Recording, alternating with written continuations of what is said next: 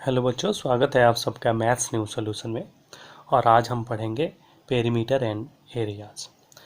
तो पेरीमीटर क्या होता है, किसे कहते हैं, इस शब्द से हम इसको पढ़ना स्टार्ट करते हैं, समझना स्टार्ट करते हैं कि पेरीमीटर कहते किसे हैं।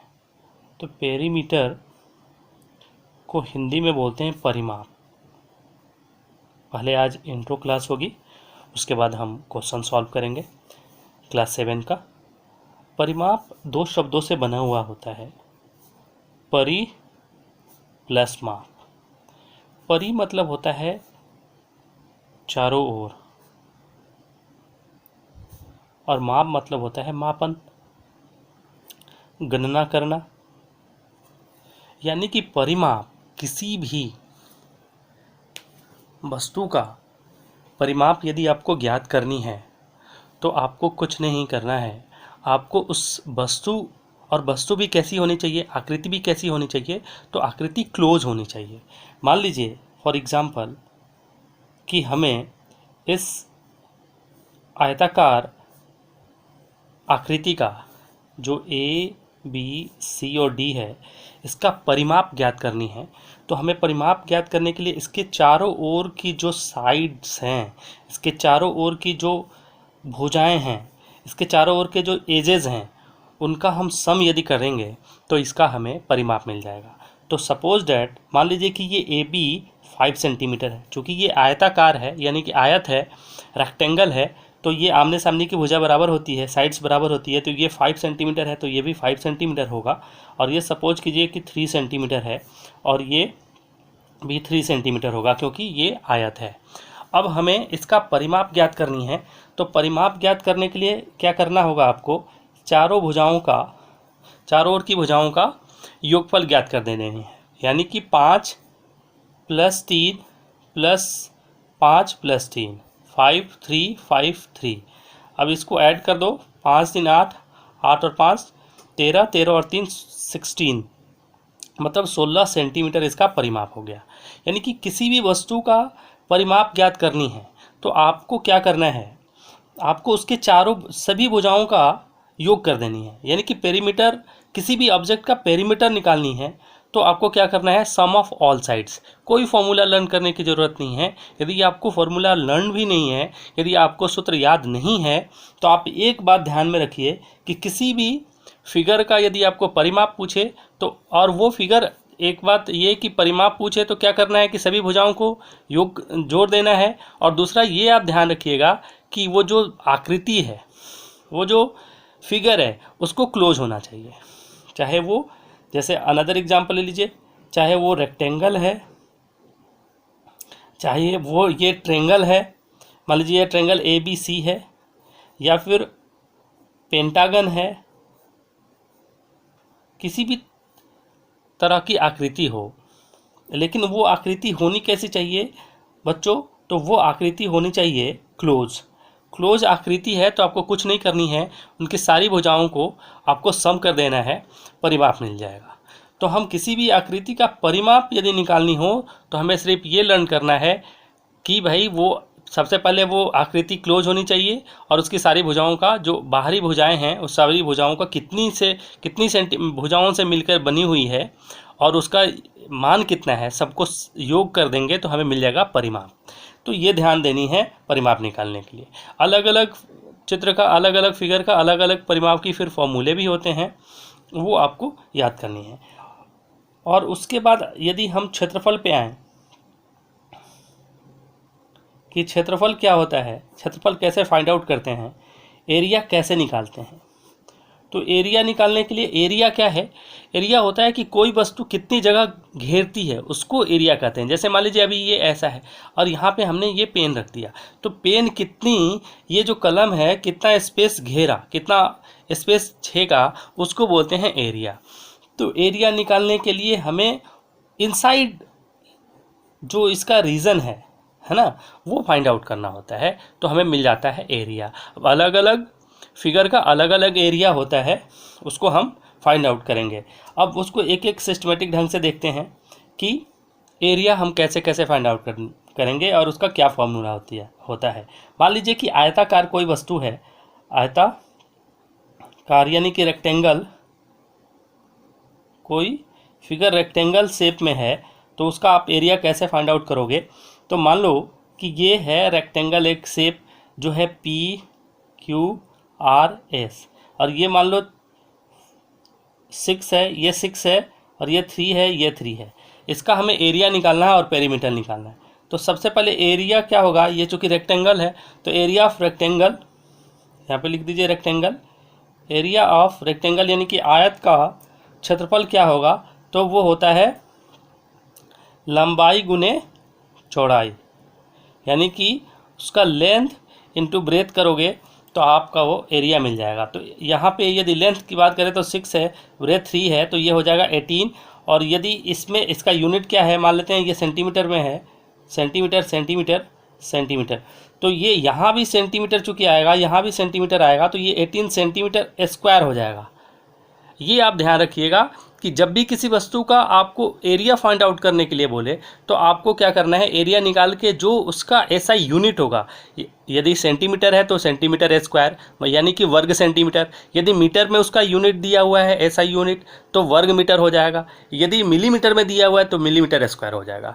ये ध्यान रखिएगा कि एरिया जब आप फाइंड आउट करोगे तो उसका जो एसआई यूनिट होगा वो मीटर स्क्वायर में होगा, सेंटीमीटर स्क्वायर में होगा या मिलीमीटर स्क्वायर में होगा, जिसमें वो उसका यूनिट दिया हो। लेकिन पेरीमीटर में सिर्फ सेंटीमीटर सेंटीमीटर या मीटर मीटर होता है, उस पर स्क्वायर नहीं लगता है। क्यों? क्योंकि उसको आप सम कर रहे हो और यहाँ पे मल्टीप्लाई कर रहे हो। देखो यहाँ पे सेंटीमीटर है, यहाँ भी सेंटीमीटर है, सेंटीमीटर सेंटीमीटर जब आप मल्टीप्लाई करोगे तो जाहिर है कि सेंटीमीटर स्क्वायर हो जाएगा, मीटर आता तो मीटर स्क्वायर हो जाता। तो ये एरिया है आयत का। अब आपसे पूछा जाए कि भाई आयत का एरिया तो निकल गया, आयत का परिमाप बताइए, तो सिंपल सा है, परिमाप यानी कि पेरीमीटर आयत का निकालने के लिए क्या करोगे आप, सम ऑफ ऑल साइड। तो देखो यहाँ पे लेंथ तो 2 बार है और ब्रेथ भी क्या है 2 बार है, तो देखो एक फॉर्मूला बन के आता है, यहाँ पे 2L हो जाएगा और ये 2B हो जाएगा, 2 आप कॉमन ले लो तो L + B। ये फॉर्मूला आ गया आपका कि आयत का परिमाप पूछे तो 2 इंटू में L + B, देख रहे हैं, ये आपको फॉर्मूला निकल के आ गया। ये फॉर्मूला निकला कहाँ से, ये बेसिक से ही डेराइव हुआ। बेसिक क्या था कि आयत यदि इस शेप का होता है तो हम जानते हैं कि किसी भी फिगर का, क्लोज फिगर का मतलब किसी भी बंद आकृति का यदि हमें परिमाप निकालनी है तो उसकी सभी भुजाओं को जोड़ेंगे। तो यहाँ पे देखिए ये L है, ये भी L है और ये B है, ये B है, तो ये सबको जब आप सम करोगे तो L 2 बार है, B भी 2 बार है, तो L 2L, B 2B और 2 आप कॉमन ले लिए तो L + B। तो यहाँ पे एक हमें फॉर्मूला हमने खुद निकाल दिया कि आयत का परिमाप क्या होगा, तो 2 इंटू लंबाई जोड़ चौड़ाई। तो देखिए फॉर्मूला आप खुद निकालोगे, बेसिक आपको पता होना चाहिए कि परिमाप निकलता कैसे है। अब आयत हो गया, उसके बाद हम पढ़ेंगे कि वर्ग, जिसको इंग्लिश में आप स्क्वायर बोलोगे, एरिया ऑफ स्क्वायर और एरिया ऑफ पेरीमीटर कैसे फाइंड आउट करते हैं और उसका फॉर्मूला क्या होता है। तो आप जानते हो कि वर्ग की सारी भुजाएं क्या होती है, आपस में वर्ग की सारी भुजाएं बराबर होती है। तो मान लीजिए ये वर्ग है और ये है A B C और D, और ये यदि 3 सेंटीमीटर है तो ये भी क्या होगा 3 सेंटीमीटर, ये भी 3 सेंटीमीटर और ये भी 3 सेंटीमीटर। अब चूंकि वर्ग है तो वर्ग की सारी भुजाएं बराबर होती है बच्चों, स्क्वायर की सभी साइड्स इक्वल होता है। तो इसमें आपको यदि पूछे कि एरिया ऑफ स्क्वायर कैसे निकालोगे, शॉर्टकट में A और S लिख दिया, एरिया ऑफ स्क्वायर, तो एरिया ऑफ स्क्वायर होता है साइड इंटू साइड, यानी कि साइड का स्क्वायर। तो साइड, एक साइड कितना है 3 है तो 3 सेंटीमीटर, दूसरी साइड 3 सेंटीमीटर, 3 3 जा 9 और सेंटीमीटर सेंटीमीटर 2 बार आया तो सेंटीमीटर स्क्वायर, इसको पढ़ते हैं वर्ग सेंटीमीटर, 9 वर्ग सेंटीमीटर, ये हो जाएगा आपका एरिया। अब वर्ग का यदि परिमाप पूछे, है ना, पेरीमीटर ऑफ स्क्वायर पूछे तो आप कैसे निकालोगे। अब पेरीमीटर ऑफ स्क्वायर क्या होता है, सम ऑफ ऑल साइड। तो देखो साइड यानी कि एक साइड, फिर साइड ही है और साइड तो इक्वल ही है, और फिर साइड, कितनी साइड है 4 है और चारों साइड क्या है इक्वल है, तो एक साइड 2 3 4, 4 इंटू में साइड। देखिए एक फॉर्मूला और आपने ईजाद कर दिया, एक फॉर्मूला और आपने निकाल लिया, वो आया क्या कि perimeter of A square 4 into side. ये देखिए, ये भी फॉर्मूला आपने डेराइव करा बेसिक का। बेसिक नॉलेज क्या था कि किसी भी फिगर का, किसी भी क्लोज फिगर का परिमाप की बात यदि करें तो परिमाप हम निकालते हैं सभी भुजाओं का योगफल। तो यहाँ पे चूंकि साइड साइड साइड है और सभी साइड इक्वल है तो 4 इंटू साइड। अब आप यहाँ पे लगा लो 4 और एक साइड कितना है 3, तो 3 से मल्टीप्लाई कर दो, ये हो जाएगा 4 3 जा 12 और सेंटीमीटर। ठीक है जी, क्योंकि ये तो 4 नंबर है और इसमें 1 सेंटीमीटर, तो सेंटीमीटर एक ही है तो यहाँ पे सेंटीमीटर स्क्वायर नहीं होगा, तो 12 सेंटीमीटर हो जाएगा पेरीमीटर ऑफ ए स्क्वायर। इसके बाद हम पढ़ेंगे रेक्टेंगल के, ट्रेंगल के बारे में, क्योंकि हमने रेक्टेंगल देखा, आयत देखा, वर्ग देखा। अब हम त्रिभुज देखते हैं कि त्रिभुज का परिमाप और त्रिभुज का एरिया कैसे फाइंड आउट करते हैं। ट्राइएंगल का एरिया ऑफ ट्राइएंगल कैसे निकालेंगे 80। तो आप जानते हो ट्राइएंगल का फिगर यदि आप ड्रॉ करो तो ऐसा होता है। ठीक है जी, अब ये मान लो ए है, ये बी है, ये सी है, तो इसमें क्या होता है 1/2 बेस इंटू में हाइट, तो 1/2 बेस इंटू हाइट होता है। बेस मान लो ये है तो हाइट कौन सा होगा ये देखना। हाइट जब भी होता है वो किसी इसके सामने वाले से डाला गया लंब, यानी कि परपेंडिकुलर जो 90 बनाता है वो हाइट होता है। यानी कि यहाँ पे AM हाइट है, बेस है यहाँ पे क्या, बेस आपका ये नीचे वाला, किसी को भी बेस आप मान सकते हो। इसको बेस मानोगे तो फिर इससे जो लंब जाएगा वो होगा इसका हाइट। यदि आप इसको बेस मानते हो तो इससे जो जाएगा लंब, इस पे जो परपेंडिकुलर आप डालोगे वो परपेंडिकुलर हाइट जो होगी ये इसकी हाइट होगी। तो एरिया ऑफ ट्रेंगल, अच्छा ट्रेंगल कैसा होगा, तो ट्रेंगल ये इक्विलेटरल ट्रेंगल नहीं है, ये समबाहु त्रिभुज नहीं है। देखो त्रिभुज कई तरह के होते हैं, तो यहाँ पे हम जनरल त्रिभुज की बात कर रहे हैं जहाँ पे सभी तीनों भुजाएं असमान है, तीनों भुजाएं डिफरेंट है। जब त्रिभुज की तीनों भुजाएं अलग अलग हो तब उसका एरिया कैसे फाइंड आउट करेंगे, तो वो होगा 1/2 बेस इंटू में हाइट। किसी भी एक बेस यदि आपको पता है किसी का भी, और उस बेस के सामने वाले वर्टेक्स से जो परपेंडिकुलर लेंथ आ रहा है वो लेंथ से मल्टीप्लाई कर दोगे। यानी बेस यदि हमने यहाँ पे BC लिया और परपेंडिकुलर हाइट ये AM लिया, हमें पता हो, तो एरिया ऑफ ट्रेंगल हमें निकल जाएगा। और ये एरिया ऑफ ट्रेंगल किसका होगा, जिसमें सभी त्रिभुज की सभी भुजाएं अलग अलग हो। और इसका एरिया ऑफ पेरीमीटर क्या होगा, तो सम ऑफ ऑल साइड्स, तो इसमें सम कर दो इसका AB प्लस BC और प्लस CA जो आएगा। जैसे मान लो ये 3 है, ये 4 है और ये 5 है, तो ये सबको प्लस कर दो 3 4 5, तो 4 3 7 5 12 सेंटीमीटर, ये और ये सेंटीमीटर में है, तो ये हो जाएगा इसका परिमाप। तो ये तो उस त्रिभुज की बात हम कर रहे हैं जिस त्रिभुज की सारी भुजाएं आपस में अलग अलग हैं, असामान्य भुजाएं हैं, डिफरेंट साइड्स हैं, कोई साइड एक दूसरे के इक्वल नहीं है। क्योंकि देखो यहाँ पे 3 है, दूसरा 4 है और तीसरा 5 सेंटीमीटर है। लेकिन जब इक्विलेटरल ट्रेंगल हो उसका एरिया कैसे फाइंड आउट करेंगे, तो इक्विलेटरल मतलब कि समबाहु त्रिभुज हो, है ना। इसको भी देखते चलते हैं, उसके बाद आगे बढ़ेंगे। समबाहु त्रिभुज हो, समबाहु त्रिभुज इक्विलेटरल ट्रेंगल, है ना, T4 ट्रेंगल। इक्विलेटरल ट्रेंगल का एरिया कैसे निकालेंगे, एरिया ऑफ इक्विलेटरल ट्रेंगल होगा √3/4 इंटू में साइड स्क्वायर। ये फॉर्मूला होता है, इसको आप लर्न कर लेना। और इसका एरिया पेरीमीटर क्या होगा, इसका परिमाप क्या होगा, तो इसका पेरीमीटर होता है 3 इंटू में साइड। भाई 3 इंटू साइड क्यों होता है, क्योंकि इक्विलेटरल है, यानी कि समबाहु, सम मतलब बराबर, बाहु मतलब भुजा, जिसकी तीनों भुजाएं बराबर हो उसको समबाहु त्रिभुज बोलते हैं। तो समबाहु त्रिभुज का फॉर्मूला होता है √3/4 साइड स्क्वायर। पेरीमीटर होता है 3 इंटू साइड, क्योंकि तीनों साइड इक्वल है तो 3 साइड 3 बार आएगा, तो 3 गुने साइड कर दो, उसका हो जाएगा परिमाप। ठीक है, तो ये समबाहु त्रिभुज हो गया। उसके बाद आगे बढ़ते हैं। अब लेते हैं समानांतर चतुर्भुज का परिमाप और एरिया। समानांतर चतुर्भुज ऐसे बना देते हैं, सिंबल चतुर्भुज हो गया। अच्छा, इसको पैरेललोग्राम बोलते हैं, इंग्लिश में पैरेललोग्राम का एरिया। तो एरिया ऑफ पैरेललोग्राम क्या होगा, ये होता है बेस इंटू में हाइट। और इसका परिमाप तो सम ऑफ ऑल साइड्स कर दोगे। लेकिन एरिया पैरेललोग्राम एक बार हम आपको इसका फिगर ड्रॉ करके बता दें।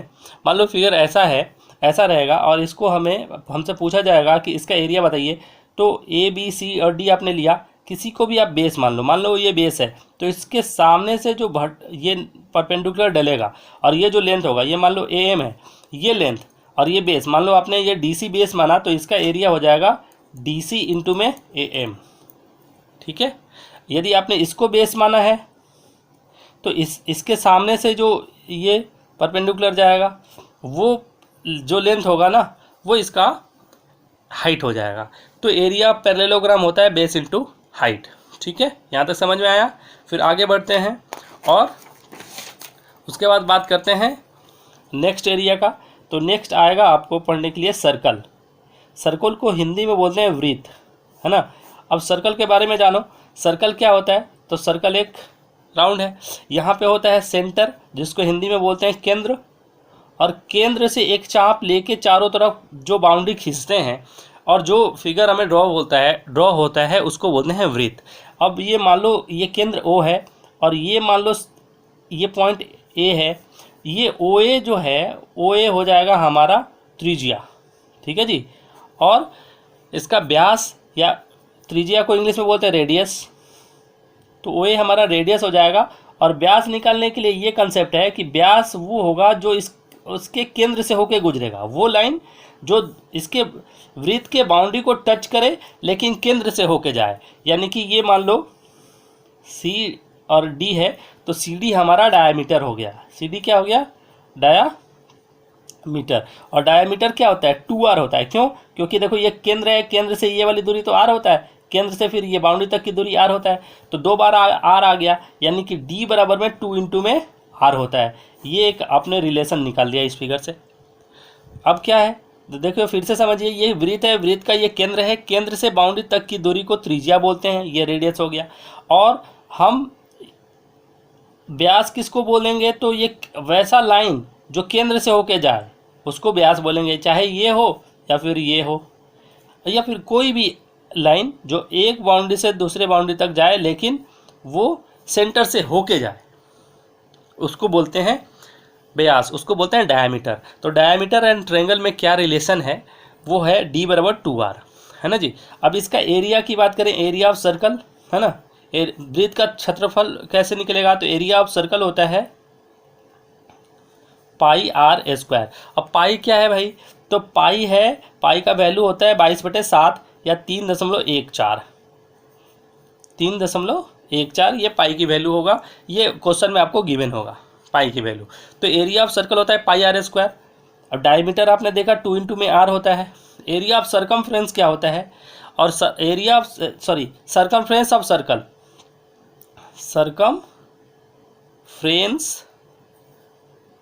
फ्रेंस ऑफ सर्कल, ये हमें देता है परिमाप, और ये होता है 2πr। किसी भी वृत्त का सर्कमफ्रेंस हमें उसका पेरीमीटर देता है और उसका फॉर्मूला होता है 2πr। ठीक है, एरिया ऑफ सर्कमफ्रेंस होगा 2πr। पाई का वैल्यू आप जानते हो 22/7 होता है, r आपका त्रिज्या है और 2 आपका कांस्टेंट है। ये होता है सर्कमफ्रेंस ऑफ सर्कल। इसको वृत्त का परिमाप भी आप कह सकते हो। ठीक है, तो ये था वृत्त। उसके बाद आपको आगे पढ़ना होगा सेमी सर्कल। कैसा सर्कल जी? Semi circle. और सेमी सर्कल क्या है भाई? तो सेमी सर्कल को हिंदी में बोलते हैं अर्धवृत्त। कैसा वृत्त? अर्धवृत्त। अब अर्धवृत्त मान लो कि कोई वृत्त है, उसको हाफ आपने कर दिया तो उसको आप बोलोगे अर्धवृत्त। ये अर्धवृत्त है। अब ये इसका सेंटर हो जाएगा, तो ये वाला डिस्टेंस तो r हो गया, ये भी इधर का ये डिस्टेंस r हो गया, ये टोटल डिस्टेंस r और r 2r यानी कि d हो गया। ये हमारा r है।